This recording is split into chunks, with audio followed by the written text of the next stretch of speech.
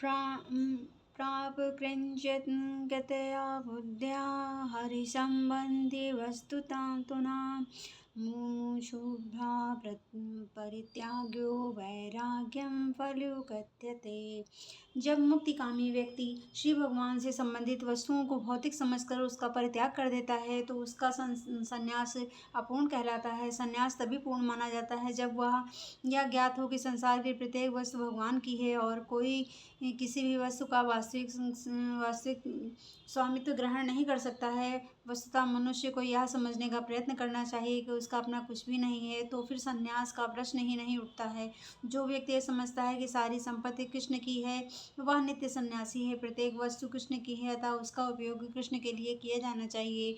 कृष्ण भावनाभावित होकर इस प्रकार का पूर्ण कार्य करना मायावादी सन्यासी के कृत्रिम वैराग्य से नहीं कहीं उत्तम है। ज्ञेयेषास नित्य सन्यासी यो न तेष्टिना कंचशति निर्देन्दो हि महाबाहो सुखम संबंधात् ममुष्यते। जो पुरुष ना तो कर्म फलों से घृणा करता है और ना ही कर्म फल की इच्छा करता है वह नित्य सन्यासी जाना जाता है। हे महाबाहु अर्जुन, ऐसा मनुष्य समस्त द्वंद्वों से रहित होकर भवबंधन को पार कर पूर्णतया मुक्त हो जाता है। पूर्णतया कृष्ण भावना भावित पुरुष नित्य सन्यासी है और क्योंकि वह अपने कर्म फल से ना तो घृणा करता है ना ही उसकी आकांक्षा करता है, ऐसा सन्यासी भगवान की दिव्य प्रेमा भक्ति के परायण होकर पूर्ण ज्ञानी होता है। क्योंकि वह कृष्ण के साथ अपनी स्वाभाविक स्थिति को जानता है, वह भली भांति जानता रहता है कि कृष्ण पूर्ण अंशी हैं और वह स्वयं अंश मात्र है। ऐसा ज्ञान पूर्ण होता है क्योंकि वह गुणात्मक एवं तथा सकारात्मक रूप से सही है। कृष्ण तदात्म में ही इनकी भावना भ्रांत है क्योंकि अंश अंशी के तुल्य नहीं हो सकता है। यह ज्ञान ही की एकता गुणों की है ना कि गुणों की मात्रा की है। यही दिव्य ज्ञान है जिससे मनुष्य अपने आप में पूर्ण बनता है, जिससे ना तो किसी वस्तु की आकांक्षा रहती है ना ही किसी का शौक। उसके मन में किसी प्रकार का छल कपट नहीं रहता है क्योंकि वह जो कुछ भी करता है कृष्ण के लिए करता है। इस प्रकार छल कपट से रहित होकर वह इस भौतिक जगत से भी मुक्त हो जाता है। सांख्य योग्यो बाला प्रवदन्ति न पंडिता एकमप्यास्थिता सभ्ये गुगुभ्यो विन्दते फलम्। अज्ञानी की भांति कर्मयोग और भौतिक जगत के विश्लेषणात्मक अध्ययन सांख्य से भिन्न कहलाते हैं। जो वस्तुतः ज्ञानी हैं वे कहते हैं कि इसमें से किसी एक मार्ग का भली भांति अनुसरण करता है दोनों के फल प्राप्त कर लेता है। भौतिक जगत की विश्लेषणात्मक अध्ययन सांख्य का उद्देश्य आत्मा को प्राप्त करना है। भौतिक जगत की आत्मा विष्णु का या परमात्मा है। भगवान की भक्ति का अर्थ परमात्मा की सेवा है। एक विधि के वृक्ष की जड़ खोजी जाती है जो दूसरी विधि से उसको सींचा जाता है।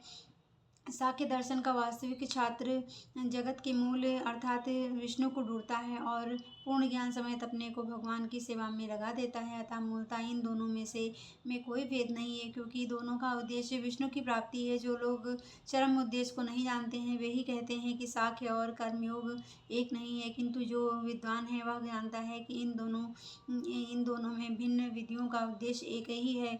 अत्यसांख्ये प्राप्ते ते स्थानां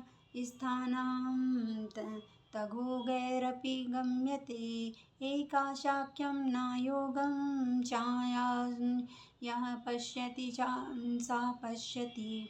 जो यह जानता है कि विश्लेषणात्मक अध्ययन शाक्य द्वारा प्राप्त स्थान भक्ति द्वारा ही प्राप्त किया जा सकता है वह इस तरह जो शाक्य योग तथा भक्ति योग को एक समान देखता है वही वस्तुओं का यथा रूप में देखता है।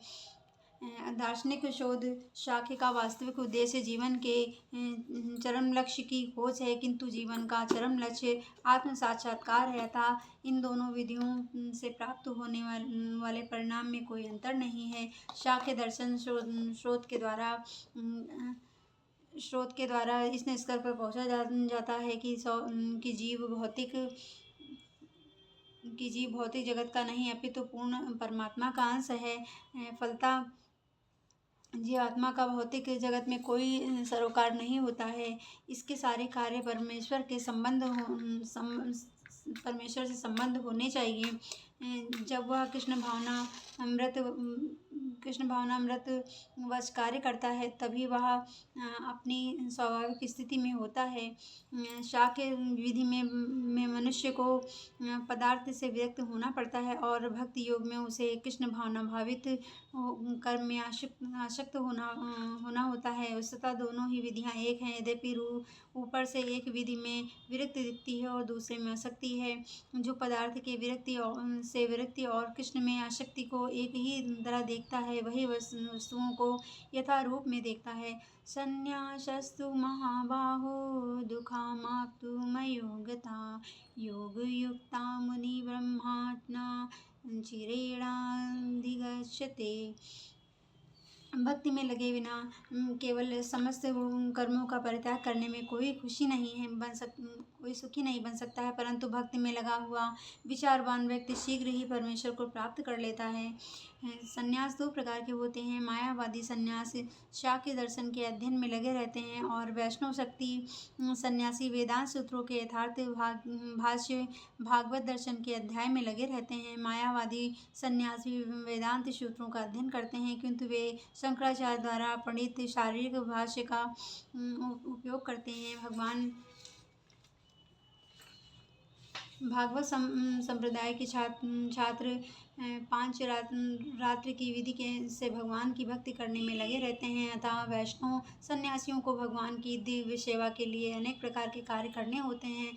उन्हें भौतिक कार्यों से कोई सरोकार नहीं रहता है, किंतु तो भी वे भगवान की भक्ति में नाना प्रकार के कार्य करते हैं। किंतु मायावादी सन्यासी जो साख्य तथा वेदांत के अध्ययन एवं चिंतन में लगे रहते हैं, वे भगवान की दिव्य भक्ति का आनंद नहीं उठा पाते हैं, क्योंकि उनका अध्याय अत्यंत जटिल हो जाता है। अतः वे कभी कभी ब्रह्म चिंतन से ऊब कर समुचित बोध के बिना ही भागवत की शरण ग्रहण करते हैं। फलस्वरूप श्रीमद् भगवत गीता का भी अध्ययन उनके लिए कष्टकारी होता है। मायावादी सन्यासियों का शुष्क चिंतन तथा कृत्रिम साधनों में निर्विशेष विवेचना उनके लिए व्यर्थ होती है। भक्ति में लगे हुए वैष्णव सन्यासी अपने दिव्य कर्मों को करते हुए प्रसन्न रहते हैं और यह भी निश्चित करता है कि वे भगवत धाम को प्राप्त होंगे। मायावादी सन्यासी कभी कभी आत्म साक्षात्कार के पथ से नीचे गिर जाते हैं और फिर से वे समाज सेवा परोपकारी जैसे भौतिक कर्म में प्रवृत्त होते हैं। अतः निष्कर्ष यह निकलता है कि कृष्ण भावनामृत के कार्यों में लगे रहने वाले ब्रह्म विषय के साधारण चिंतन में लगे सन्यासियों के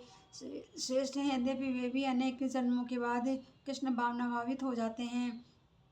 योग युक्ता विशुद्धात्मा विजितात्मा जितेन्द्रिया सर्वभूतात्म भूतात्मा कुर्वन्ति न लिप्यते। जो भक्ति भाव से कर्म करता है, जो विशुद्ध आत्मा है और अपने मन में तथा इंद्रियों को बस में रखता है, वह सबों को प्रिय होता है और सभी लोग उसे प्रिय होते हैं। ऐसा व्यक्ति कर्म करता हुआ भी कभी नहीं बनता है। जो कृष्ण भावनामृत के कारण मुक्ति पथ पर है, वह प्रत्येक जीव को प्रिय होता है और प्रत्येक जीव उसके लिए प्यारे होते हैं। यह कृष्ण भावनामृत के कारण होता है। ऐसा व्यक्ति किसी भी जीव को कृष्ण से पृथक नहीं सोचता है। जिस प्रकार वृक्ष की पत्तियां तथा टहनियाँ वृक्ष से भिन्न नहीं होती हैं, वह भली भांति जानता है कि वृक्ष की जड़ में डाला गया जल समस्त पत्तियों का तथा टहनियों में फैल जाता है, अथवा आमाशय को भोजन देने की शक्ति स्वतः पूरे शरीर में फैल जाती है। चूँकि कृष्ण भावनामृत में कर्म करने वाला सबों का दास होता है, अतः वह हर एक को प्रिय होता है। चूँकि प्रत्येक व्यक्ति उसके कर्म से प्रसन्न रहता है, अतः उसकी चेतना शुद्ध रहती है। चूँकि उसकी चेतना शुद्ध रहती है, अतः उसका मन पूर्णतया नियंत्रण में रहता है। मन में के नियंत्रण होने से उसकी इंद्रियां संयमित रहती हैं। चूँकि उसका मन सदैव कृष्ण में स्थिर रहता है, अतः उसने के विचलित होने का प्रश्न ही नहीं उठता है। ना ही उसे कृष्ण से संबंधित कथाओं के अतिरिक्त अन्य कार्यों में अपनी इंद्रियों को लगाने का अवसर मिलता है। वह कृष्ण कथा के अतिरिक्त और कुछ सुनना नहीं चाहता। वह कृष्ण को अर्पित किए हुए भोजन के अतिरिक्त अन्य कुछ नहीं खाना चाहता और न ऐसे किसी स्थान में जाने की इच्छा रखता है तथा जहाँ कृष्ण संबंधी कार्य ना होता हो, अतः उसकी इंद्रियां बस में रहती हैं। ऐसा व्यक्ति जिसकी इंद्रियां संयमित हों वह किसी के प्रति अपराध नहीं कर सकता है। इस पर कोई यह प्रश्न कर सकता है, फिर अर्जुन अन्यों के प्रति युद्ध में आक्रामक क्यों था? वह एक कृष्ण भावना भावित नहीं था। क्या वह कृष्ण भावना भावित नहीं था? वस्तुतः अर्जुन ऊपर से ही आक्रामक था, क्योंकि जैसा कि द्वितीय अध्याय में बताया जा चुका है, आत्मा के अध्ययन होने के अवध होने के कारण युद्ध भूमि में एकत्र हुए सारे व्यक्ति अपने अपने स्वरूप में जीवित बने रहेंगे। अतः आध्यात्मिक दृष्टि से कुरुक्षेत्र की रणभूमि में कोई मारा नहीं गया। वहां पर स्थित कृष्ण की आज्ञा से केवल उनके वस्त्र बदल दिए गए हैं। अतः अर्जुन कुरुक्षेत्र की युद्ध भूमि में युद्ध करता हुआ भी वस्तुतः युद्ध नहीं कर रहा था। वह तो पूर्ण कृष्ण भावना अमृत में कृष्ण के आदेश का पालन मात्र कर रहा था। ऐसा व्यक्ति कभी कर्म बंधन में नहीं बनता है। नैव किंचित् रोमिति युक्ता मन्ये तत्त्ववित् पश्यन् श्रवन् वनस्पतिस्मृता संचिन्न घनन् शङ्गन् गच्छत्यश्च पश्वशन् प्रलय विसर्जनग्रहः शृणु मिशन् सिन्ने निशन्नतेऽपि इन्द्राणि इन्द्रियार्थेषु वर्तन्त इति धारयन्। दिव्य भावनामृत युक्त पुरुष देखते, सुनते, स्पर्श करते, सूंघते, खाते, चलते, फिरते, सोते तथा श्वास लेते हुए भी अपने अंतर में सदैव यही जानता रहता है कि वास्तव में सब कुछ भी नहीं करता। बोलते, त्यागते, ग्रहण करते या आंखें खोलते बंद करते हुए भी वह यह जानता रहता है कि भौतिक इंद्रियां अपने अपने विषय में प्रवृत्त हैं और वह इन सब के से पृथक है। चूँकि कृष्ण भावना भावित व्यक्ति का जीवन शुद्ध होता है, फलतः उसे निकट तथा दूरस्थ 5 कारणों कर्ता, कर्म, धनिष्ठान, प्रयास तथा भाग पर निर्भर किसी कार्य से कुछ लेना देना नहीं रहता है। इसका कारण यही है कि वह भगवान की दिव्य सेवा में लगा रहता है। यद्यपि ऐसा प्रतीत होता है कि वह अपने शरीर तथा इंद्रियों से कर्म कर रहा है, किंतु वह अपनी वास्तविक स्थिति के प्रति सचेत रहता है, जो कि आध्यात्मिक व्यस्तता है। भौतिक चेतना में इंद्रियां इंद्रिय तृप्ति में लगी रहती हैं, किंतु कृष्ण भावना व्रत में वे कृष्ण की इंद्रियों की तुष्टि में लगी रहती हैं। अतः कृष्ण भावना भावित व्यक्ति सदा मुक्त रहता है, भले ही वह ऊपर से भौतिक कार्यों में लगा हुआ दिखाई पड़े। देखने तथा सुनने के कार्य इंद्रियों के कर्म हैं, जबकि चलना, बोलना, मल त्याग करना इत्यादि कर्मेंद्रियों के कार्य हैं। कृष्ण भावना भावित व्यक्ति कभी भी इंद्रियों के कार्यों से प्रभावित नहीं होता है। वह भगवत सेवा के अतिरिक्त कोई दूसरा कार्य नहीं कर सकता है, क्योंकि उसे ज्ञात है कि वह भगवान का शाश्वत दास है। ओम नमो भगवते वासुदेवाय नमः। ब्रह्मण्यार्धाय कर्माणि संगं व्यक्त्वा करोति या लिप्यते नाम सा पापेन पत्रविभाभ्यसा। जो व्यक्ति कर्म फलों को परमेश्वर को समर्पित करके अशक्ति रहित होकर अपना कर्म करता है, वह पाप कर्मों से उसी प्रकार प्रभावित रहता है जिस प्रकार कमल पत्र जल से अस्पर्श रहता है। यहाँ पर ब्रह्मांडी का अर्थ है कृष्ण भावना मृत में है। यह भौतिक जगत प्रकृति के 3 गुणों की समग्र अभिव्यक्ति है, जिसे प्रधान की संज्ञा दी जाती है। वेद मंत्र सर्वहोत्र ब्रह्मा तस्मदा एत ब्रह्मा नाम रूपमंत्रश्च जायेत तथा भगवत मुंडक उपनिषद के अध्याय 1, 2, 10 तथा भगवत गीता में अध्याय 14 और 3 में मम मम योनिमद्रम ब्रह्मा से प्रकट है कि जगत की प्रत्येक वस्तु ब्रह्मा की अभिव्यक्ति है। और यद्यपि कार्य भिन्न भिन्न रूप में प्रकट होते हैं, किंतु जो भी वे कारण से अभिन्न है, ईशोपनिषद में कहा गया है कि सारी वस्तुएं परम ब्रह्मा तथा कृष्ण किससे संबंधित हैं। अतएव वे केवल उन्हीं की हैं जो यह भली भांति जानता है कि प्रत्येक वस्तु कृष्ण की है और वे ही प्रत्येक वस्तु के स्वामी हैं, अतः प्रत्येक वस्तु भगवान की सेवा में ही नियोजित है। उसे संभवतः शुभ अशुभ कर्म फलों से कोई प्रयोजन नहीं रहता है। यहाँ तक कि विशेष प्रकार का कर्म संपन्न करने के लिए भगवान द्वारा प्रदत्त मनुष्य का शरीर भी कृष्ण भावनामृत में संलग्न किया जा सकता है। तब यह पाप कर्मों के कल्प से वैसे ही परे रहता है जैसे कि कमल पत्र जल में रहकर भी भोगता नहीं है। भगवान गीता के अध्याय 3 और 30 में भी कहते हैं कि मयि सर्वाणि कर्माणि संन्यस्त, संपूर्ण कर्मों को मुझे कृष्ण को समर्पित करो। तात्पर्य यह है कि कृष्ण भावनामृत विहीन पुरुष शरीर एवं इंद्रियों को अपना स्वरूप समझकर कर्म करता है, किंतु कृष्ण भावना भावित व्यक्ति यह समझकर कर्म करता है कि यह देह कृष्ण की संपत्ति है, यहाँ इसे कृष्ण की सेवा में प्रवृत्त होना चाहिए। कायेन मनसा बुद्धया केवलैरिन्द्रियैरपि योगिना कर्म कुर्वन्तः संगं तं व्यक्तत्वमात्मशुद्धये। योगी जन आसक्ति रहित होकर शरीर मन बुद्धि तथा इंद्रियों के द्वारा भी केवल शुद्धि के लिए कर्म करते हैं। जब कोई कृष्ण भावनामृत में कृष्ण की इंद्रिय तृप्ति के लिए शरीर मन बुद्धि तथा इंद्रियों द्वारा कर्म करता है तो वह भौतिक कल्पमस से मुक्त हो जाता है और कृष्ण भावना भावित व्यक्ति के कार्यों से कोई भौतिक फल प्रकट नहीं होता है। अतः सामान्य रूप से सदाचार कहे जाने वाले शुद्ध कर्म कृष्ण भावनामृत में रहते हुए सफलता से संपन्न किए जा सकते हैं। श्रील रूप गोस्वामी ने भक्ति रसामृत सिंधु में अध्याय 1, 2 और 187 में इसका वर्णन इस प्रकार किया है।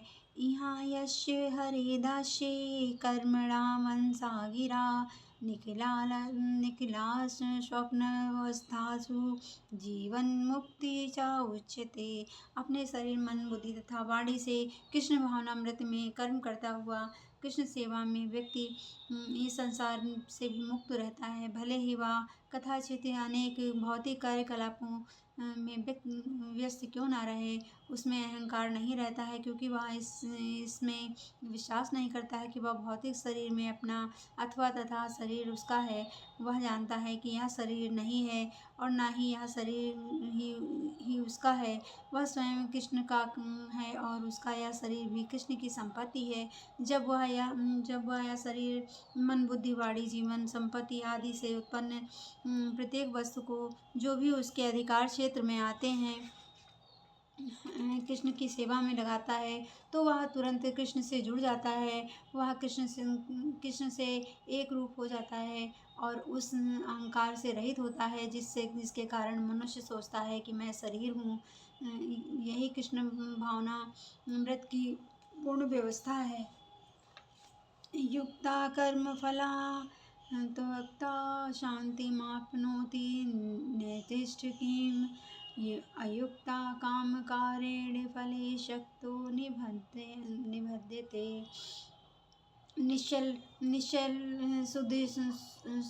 भक्त शुद्ध शांति प्राप्त करता है क्योंकि वह समस्त कर्मफल मुझे अर्पित कर देता है, किंतु जो व्यक्ति भगवान से युक्त नहीं है और जो अपने श्रम का फल कामी है वह बंध जाता है। एक कृष्ण भावना भावित व्यक्ति तथा एक देहात्म बुद्धि वाले व्यक्ति में यह अंतर है कि पहला तो कृष्ण के प्रति आसक्त रहता है जबकि दूसरा अपने कर्मों के फल के प्रति आसक्त रहता है। जो व्यक्ति कृष्ण के प्रति आसक्त रहकर उन्हीं के लिए कर्म करता है वह निश्चय ही मुक्त पुरुष है और उसे अपने कर्म फल की कोई चिंता नहीं होती है। भागवत में किसी कर्म के फल की चिंता का कारण परम सत्य के ज्ञान के बिना द्वैत भाव में रहकर कर्म करना बताया गया है। कृष्ण श्री भगवान है और कृष्ण भावनामृत में कोई द्वैत नहीं रहता है। जो लोग विद्यमान है वह कृष्ण की शक्ति का प्रतिफल है और कृष्ण सर्व मंगलमय है। अतः कृष्ण भावनामृत में संपन्न सारे कार्य परम पद पर हैं, वे दिव्य होते हैं और ना कोई भौतिक प्रभाव नहीं पड़ता है। इस कारण कृष्ण भावनामृत में जब शांति से पूरित रहता है, किंतु जो इंद्रिय तृप्ति के लिए लाभ के योग में फंसा रहता है उसे शांति नहीं मिल सकती है। यही कृष्ण भावनामृत का रहस्य है। यह अनुभूति श्री कृष्ण के अतिरिक्त कुछ भी नहीं है, शांति तथा अभय का पद है। ओम नमो भगवते वासुदेवाय नमः। ओम नमो भगवते वासुदेवाय नमः। ओम नमो भगवते वासुदेवाय नमः। ओम नमो भगवते वासुदेवाय नमः।